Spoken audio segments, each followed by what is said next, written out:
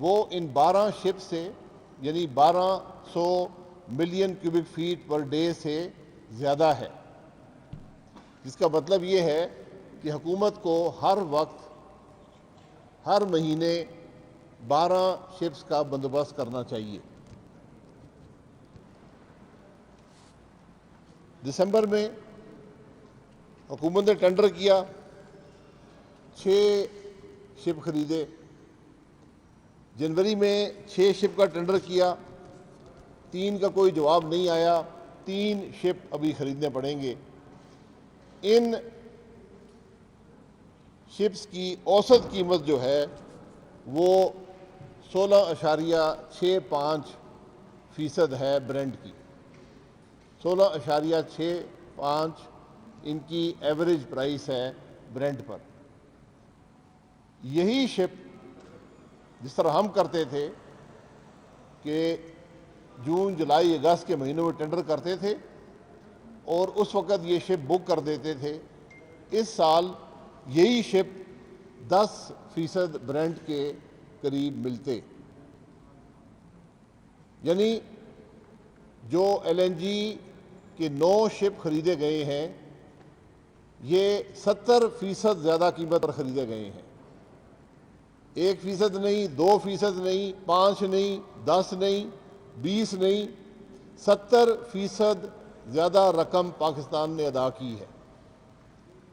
اور صرف ان 9 شپس پر، باقی نقصان تو ایک جگہ چھوڑ دیں، صرف ان 9 شپس پر جو نقصان ہے پاکستان کا، غلط طریقے سے خریدنے پر، دیر کرنے پر 15 ارب روپے کا نقصان پاکستان کا صرف ان 9 شپس پر ہوا ہے۔ یہ کارکردگی ہے آج ہماری حکومت کی۔ یہاں پر وزراء پریس کانفرنسز بھی کرتے ہیں جس کے اندر ایسی مضحکہ خیز باتیں کی جاتی ہیں جن کا حقیقت سے کوئی تعلق نہیں ہوتا۔ تو مجھے یہ سمجھ نہیں آتی کہ ان کو بات کی سمجھ نہیں ہے یا سمجھنا نہیں چاہتے یا پھر سفید جھوٹ بول رہے ہیں، لیکن حقیقت یہ ہے کہ سینکڑوں ارب روپے کا پاکستان کا نقصان یہ حضرات کر چکے ہیں، کیونکہ اب جب صرف ان 2 مہینوں کو اگر آپ دیکھ لیں تو جنوری کے اندر جو 3 شپ نہیں آئیں گے، گیس کی ایک بڑی کمی پاکستان کے اندر ہوگی۔ وہ کمی کتنی ہوگی؟ وہ کمی تقریباً جو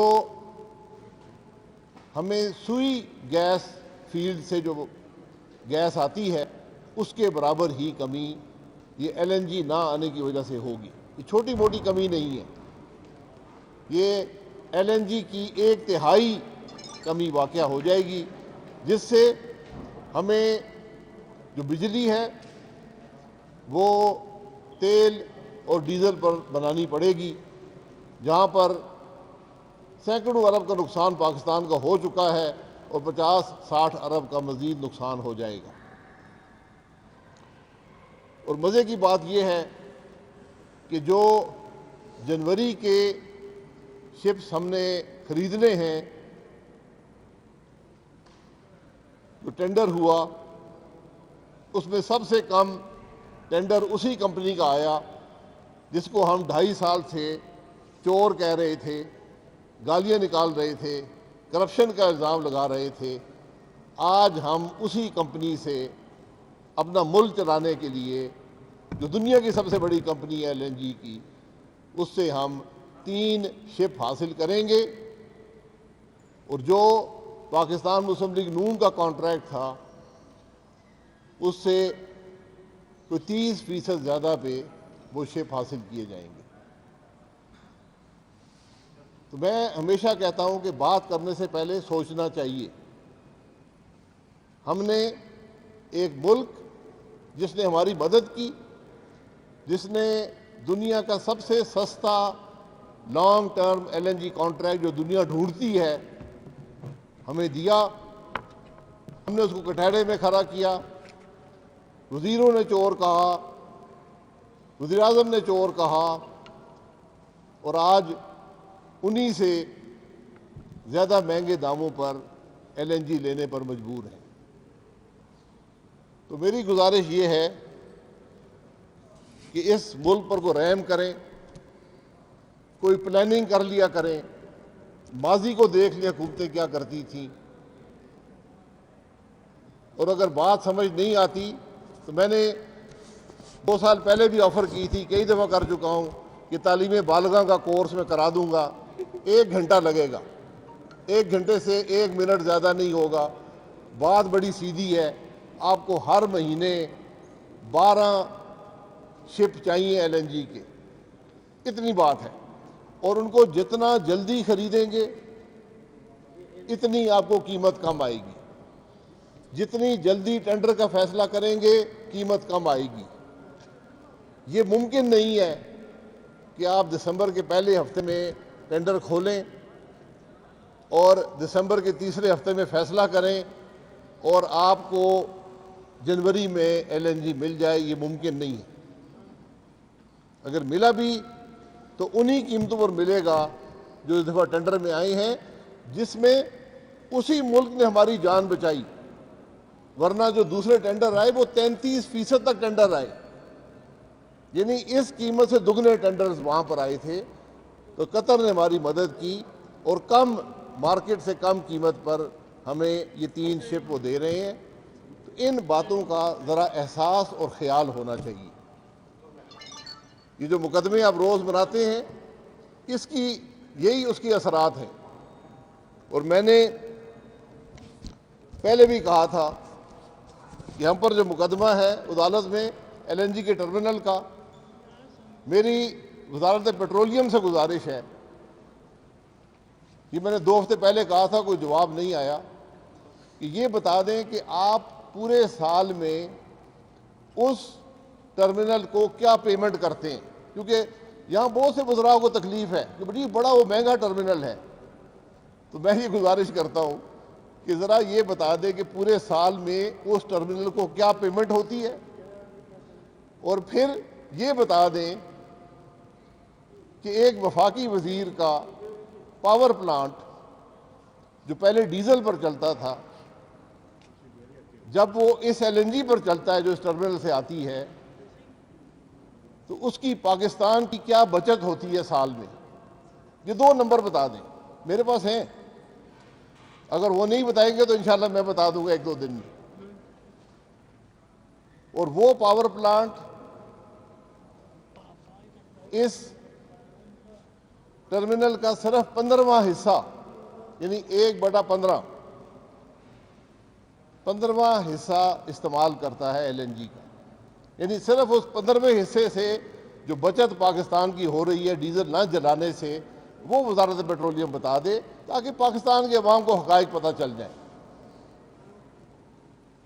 یہ ساری گزارش ہے، ہم کسی پر الزام نہیں لگانا چاہتے، کسی کی حد تک نہیں کرنا چاہتے،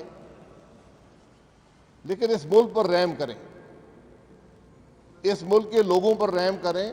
لوگ آپ کی نالائکی برداشت نہیں کر سکتے، یہ ملک آپ کی کرپشن برداشت نہیں کر سکتا، یہ ملک آپ کی نااہلی برداشت نہیں کر سکتا۔ آج ایک چھوٹی سی مثال میں نے آپ کے سامنے رکھ دی ہے، اب پھر ایک پریس کانفرنس ہوگی، 2 وزیر بیٹھیں گے، دنیا بھر کی باتیں کریں گے، لیکن ان باتوں کا جواب نہیں دیں گے کہ آپ نے 70% مہنگی ایل این جی خریدی یا نہیں خریدی۔ میں ڈاکیومنٹری ثبوت دے دوں گا۔ کیا جو وفاقی وزیر صاحب کے پاور پلانٹ میں ڈیزل نہ چلانے سے بچت ہوتی ہے، کیا وہ بچت پورے ایل این جی ٹرمینل کی پیمنٹ سے زیادہ نہیں ہے؟ یہ بات تھی۔ آپ حضرات کا بہت شکریہ۔ جی جو آپ عوامی ایشوز کی بات کر رہے ہیں، اور یہ یقینی طور پر بہت بڑا بحران ہے اس وقت گیس اور بجلی کا مسئلہ، لیکن جو بحرانی کیفیت وفاقی کابینہ میں اور جس طریقے سے جو پورٹفولیو اس میں رد و بدل کیا جا رہا ہے، شیخ رشید کو آج وزیر داخلہ بنا دیا گیا، جو کہتے تھے جلا دو، گرا دو، مار ڈالو، اس کے اوپر کیا کہیں؟ دیکھیں، رد و بدل کیا ہوتا ہے؟ ایک بچہ ایک کلاس میں فیل ہو جائے، اس کو آپ پروموٹ کرتے ہیں، تو جس سے ریلوے نہیں چلی اس کو وہ دے دیا वजारत दाखिला दे दी, जिसे वजारत दाखिला ने दी उसको नारकोटिक्स दे दिया, और जो बच्चा सारे इम्तिहानों में फेल था उसको रेलवे दे दी। ये रिकॉर्ड की बात है कि जो बच्चा हर जगह फेल हुआ, अदालत ने उसको निकाला, आपने उसको वजारत रेल दे दी है। और वजीर खजाना उन्हीं को बना दिया जिन्होंने 2 साल में हमारी मईशत को तबाह कर चुके हैं। तो मैं फिर कहता हूँ कुछ रहम फरमाए। लेकिन ये बताइएगा सर कि जिस तरह से वज़ीर दाखिला बनाया गया शेख रशीद साहब को, जिस वक्त में बनाया गया है, इस पे आप क्या कहेंगे कि शेख रशीद रेलवे की बात के बजाय सियासत पे बात करते थे और अब पीडीएम लॉन्ग मार्च करने जा रही है, तो आप क्या समझते हैं कि क्या पीडीएम को जवाब दिया गया है वफाकी हुकूमत की तरफ से शेख रशीद को लगा के कि हम रुकावटें खड़ी करेंगे, और किस तरह से उन रुकावटों को अप्रूव किया जाएगा? क्योंकि एक चीज़ वाज़ेह हो गई है कि अब हुकूमत भी जो थी वो इंतज़ार कर रही थी कि जनवरी में ऐलान होता है लॉन्ग मार्च का या किसी और वक्त में, तो उस लिहाज से आप कैसे समझते हैं इस वफाकी काबीना के रद्द-ओ-बदल को? देखिए, अवाम की ताकत के सामने कोई ताकत नहीं चल सकती। हुकूमत तो नाकाम हो चुकी है अपने काम में। अब वज़ीर को इधर करें, किसी को उधर करें, उससे कोई फ़र्क नहीं पड़ेगा। और ये तो इस काबीना का खासा है कि हर वज़ीर अपने काम के अलावा हर काम जानता है और उसी पर बात करता है। आज तक कोई वज़ीर ये नहीं बता सका कि मैंने अपने महकमे में पाकिस्तान या पाकिस्तान के अवाम की बेहतरी के लिए क्या काम किया है। जी सर जी, ये बताइए कि ये कहा जा रहा है कि शेख साहब को इसलिए वज़ीर दाखिला बनाया गया है कि आगे पीडीएम का लॉन्ग मार्च जाना है इस्लामाबाद, तो वो डंडा चलाने के माहिर हैं, और क्योंकि उनका कुछ बुग़्ज़ भी है कुछ जमातों से, तो यकीनन अच्छा डंडा चला पाएंगे और अपने आकाओं को खुश कर सकेंगे। आप क्या कहते हैं? डंडा चलाने में हम भी थोड़ी महारत रखते हैं जी। अच्छा, दूसरा सर ये बताएं कि लाहौर में जो जलसा हो रहा है जी। उससे पहले कुछ गिरफ्तारियां भी हुई हैं और वहाँ पे पानी शानी छोड़ा जा रहा है, और आज एक बयान नया सामने आया है कि वहाँ पे वो इजाज़त नहीं दे रहे इस सूरत-ए-हाल के अंदर। जो मर्जी करें, जलसा होगा, जलसा होगा। आपने मुल्तान में देख लिया था, जलसा अवाम की ताकत से होता है, और आज अवाम की मुकदमात का भी ताकत, कहा है कि मुकदमात दर्ज करेंगे। मुकदमात सैकड़ों दर्ज कर लें, कोई फ़र्क नहीं पड़ता। पहले भी दर्ज कर चुके हैं और कर लें। जलसा इंशाल्लाह होगा और लाहौर की तारीख का सबसे बड़ा जलसा होगा। और सर ये जो आप अभी शटर डाउन और दूसरा जो शेड्यूल रखते हैं, इसमें क्या धरने की भी अपोजिशन है? अभी ये आ रहा है कि धरना क्योंकि इमरान खान ने लगाया था तो आप धरने के उस तरफ नहीं चले। देखिए, जो भी एहतजाज का तरीका है, अभी ये रैलीज़ हैं और शटल डाउन वगैरह हैं, उसके बाद लॉन्ग मार्च भी हो सकता है, और आखिरी जो कदम है वो इस्तीफ़े का कदम है।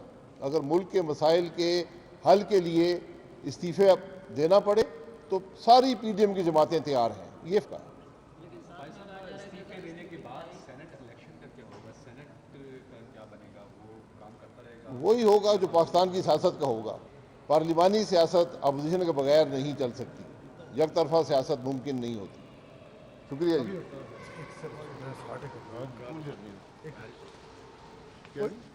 एक थोड़ा सा मैं ईयर के हवाले नाल जो साल गुजर रहा है कितना रखा यार माइक। हेलो।